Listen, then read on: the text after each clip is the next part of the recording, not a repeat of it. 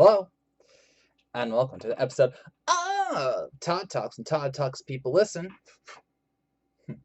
Hopefully. Today, we mourn the loss of a hero of time and man and my win record. Yes, we were talking about the death battle that just aired between Link and Cloud, the rematch of ages, and much like a other rematch, the original winner did win. Yes, Link lost to Cloud. I am sad because I'm now 4-4. This season is kicking my butt. It's a 10th anniversary bullcrap. All right. So yeah, I was really looking forward to this matchup, and it totally delivered outside of the verdict, which I do agree with 99%. So I'll get to it. I'll explain. Don't worry. So let's break this down. Once again, they handled things very, very well. I actually would argue that they handled things a bit differently than the um, Steven Universe Star Butterfly fight, because that one showed like Steven's greatest feat right off the top, and this one was a little bit better than that. Though the Ancient Arrows thing was, again, they're showing off that black hole thing, and yet so they did well though. I mean, they made sure they didn't show too many stats on either side, and then you could argue that they did the same thing with Cloud with the Exaflare. So um, I really appreciated how they obviously didn't show all of the weapons that Link can have, because that would obviously be a lot. But they showed a vast majority. They even showed ones that I wouldn't have expected them to mention, like the Gilded Sword. They did mention all the mail. If you recall, I remember I said the red ring and the red mail, which detracts from damage taken, which is awesome. So I'm glad I was right on that front. They mentioned the Force Sword. They mentioned a lot of the Ocarina abilities. They did a lot. They did their due diligence in trying to mention everything. They even used stuff from like Legend of Zelda 2, which is like the black sheep of the family outside of the Philips CDI, which also made a cameo appearance. They're getting so snarky. I love it. Like dislikes pots, chickens, and the Philips CDI. Well, excuse me, princess. So that was good. The Cloud breakdown was a little more typical, obviously, because there's only a few games to reference. I did like how they made sure to reference how Hyrule Warriors, both of those games, and Dissidia were technically not canon.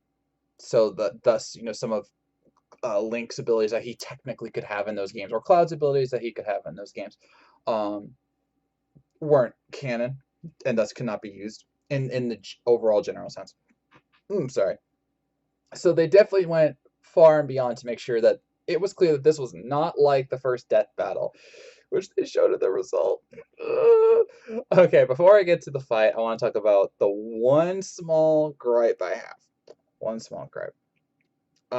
Actually, I'll go two. There were two small gripes. They talked about the black hole arrows, stating that if they got hit, they would be consigned to oblivion. They didn't exactly explain how Cloud could get around that. I mean, in theory, the logic would be that he was just so fast that he would never get hit, or he'd kill Link before he could ever line up a shot. But they didn't really explain that kind of well. The other thing is the main argument that I gave for my Death Battle preview, which was the fairies. Yes, Link could turn into a fairy. I actually did know that. But the main thing was that, and they remember they acknowledged potions and like the milk that can give you infinite magic for 3 days.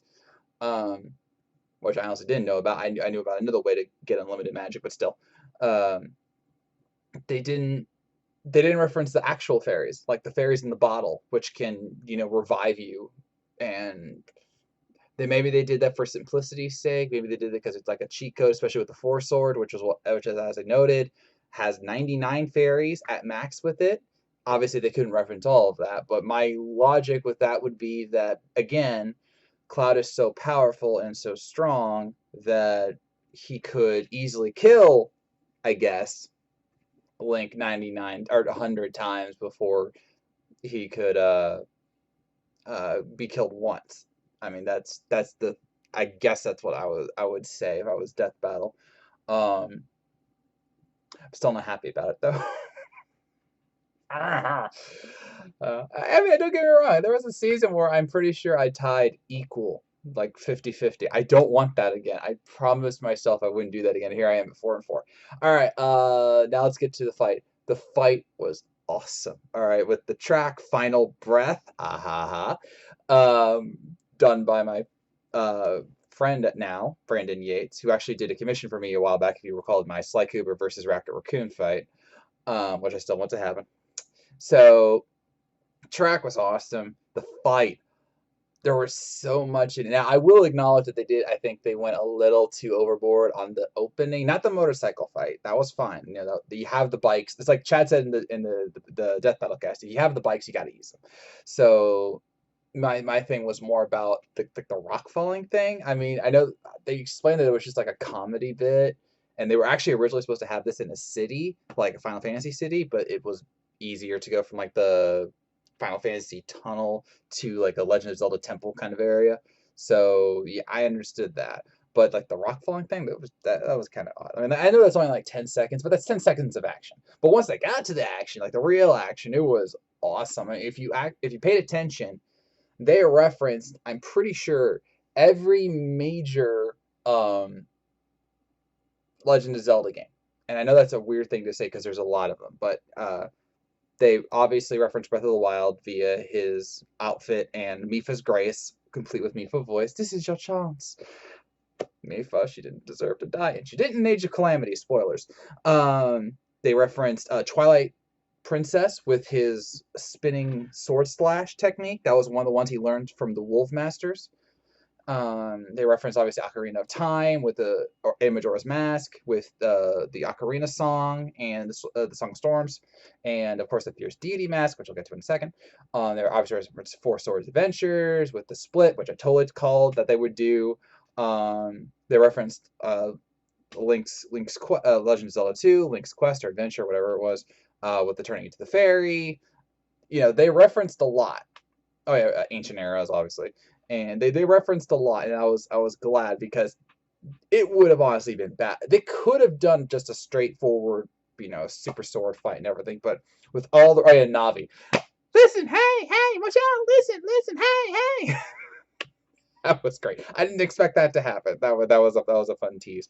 I didn't know like the Skyward Strike. That was awesome. The Fierce Deity. I was praying they would use it, but it was all about models. I didn't know if they would be able to use the Fierce Deity model, and I don't think it was the exact one. It looked more like a Smash Brothers one, but I don't really care. Them using the Fierce Deity mask was so awesome. I was like, yes, bring down the moon on this Backard. And I will admit they did do a fake out at the end with Link summoning the Triforce to try and defend himself, but I want to note that that's now twice where the wielders of the Triforce, Ganon in the Dracula fight, and now Link in his Cloud rematch, tried to bring forth the Triforce, and it shatters. All right, so like that's a bad trend. So if/when they ever bring Zelda back, I hope that they do that with her, and she withstands the attack of whoever she fights. I don't know who she'd fight, but I wouldn't be mad if Zelda came back. So yeah. Link lost. I am sad. It was a good fight, though. It really was a good fight. This is easily like right on top of. I think this might be my favorite fight of the season, despite the result. And yeah, yeah.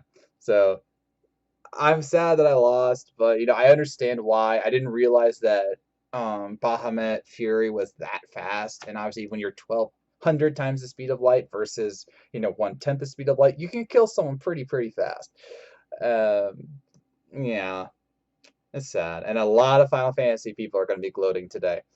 Yeah, they'll be like, "Hey, our E3 sucked, but Link finally lost to Cloud."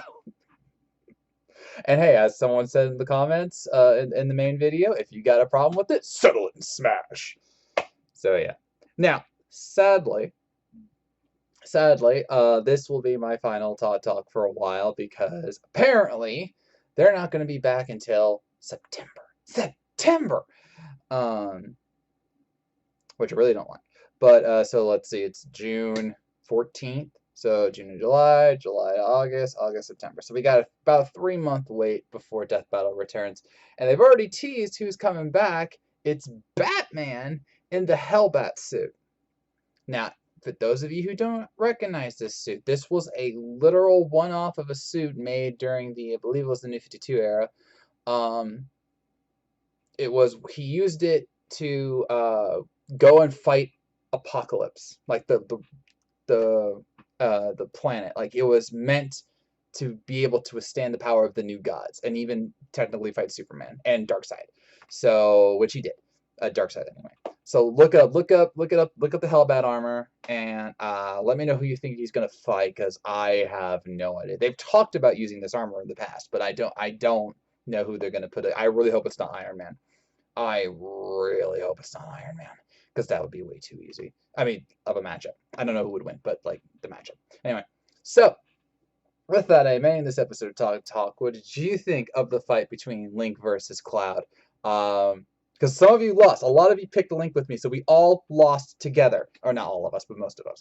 So let me know what you thought on the fight. Did you notice any Easter eggs that I missed? And again, who do you think is going to fight the Hellbat Armor Batman when Death Battle returns in September? Yeah. So, I thank you for watching. If you made it this far, I know you were listening, and I'll see you around.